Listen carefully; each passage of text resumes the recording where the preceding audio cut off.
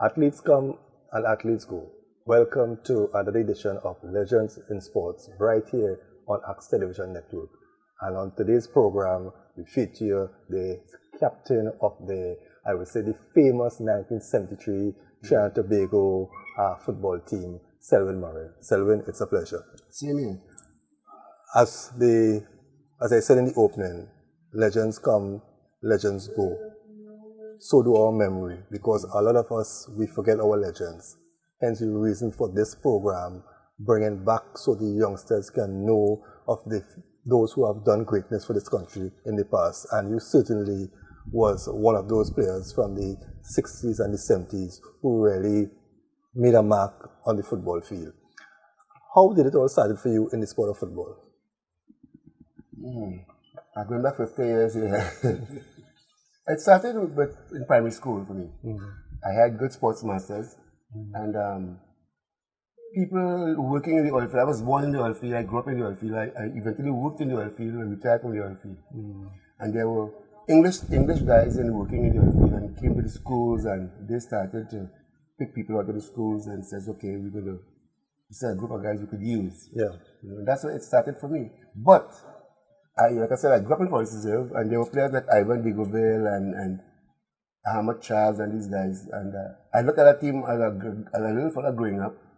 Said, I will play for that team one day. I must play for that team one day. And my motive was to play for that team. There were a few players that made some, Alan Calendar, and I eventually made a team. And from there, that's a stepping stone. I just moved on.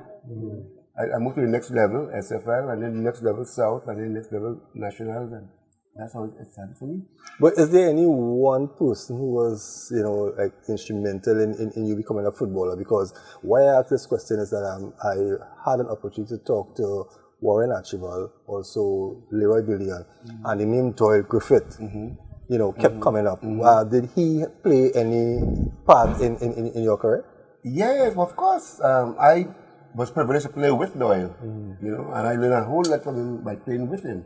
But on my way up, the guy who was most instrumental would have been Ivan Diggoville. He was a really good player back in the 40s and stuff. And Doyle had a youth team, Ivan Diggoville had a youth team, and this guy from Palaseco, Jim Lowe had a youth team. So we would play each other every weekend and stuff. So Ivan Diggoville played a big part. But he's deceased now, so. What about school football? Well, school football, yes, we played school football, but I more enjoyed my Sunday morning under 15 football than the school football, because the school football was slow and few in between. But every Sunday morning we had a little stuff going on, and that's where it all blossomed from. When did your major break come where you went straight to the senior team? Did you make an under 19? When your first break came? No, I came right to the ranks. I was privileged to play for the second division team in Forest Reserve. And I played for the second division team for about 2 years. No, actually, I played 1 year and I registered on the first division team. But I played all the major games in the second division team that second year. So I couldn't go back to second division, and I had to play on the first class team. And that would be somewhere around 64 or somewhere, or 63, somewhere around there. When was your first call up to the national team? 1966 is when I entered the national team. Daniel had an injury. He was the stopper that was supposed to go to Barbados on that trip. But he had a back injury, and I replaced him. And he never came back, and I stayed. Okay. Now, we're going to touch on a topic here that I think most of the footballers who were in that scenario, it's really a touchy subject here, the 1973 match when you were the skipper. People say that's the dream team. Well, the dream team. You all were so close as being one of the first team to qualify for a World Cup. But we all know the history of what went on with that game. Could you recall, anything of significance in that game now as you sit here with us? In that game, per se, let me explain to you. That game started where we knew that we had to win. And Gali was on that team. I was Gali captain on that team.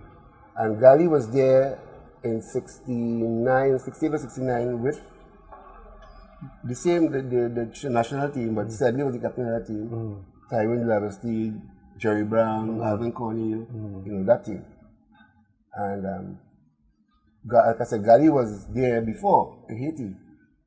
And we knew what to expect. Gali and I knew. So we had scored 3 goals in the first half. And Gali was walking off crying. And he said, you see, I know, I'm telling you, I see. I said, look, Gali, don't start that. Because that guy don't start that. So he dropped a guy and I said, listen, if we can't win, we can't lose because we can draw. He says, okay. If he says so, okay. And that was one of the most significant things for me in that game. And like I said, we did everything that we could have done, and we just didn't get the result we deserved. So.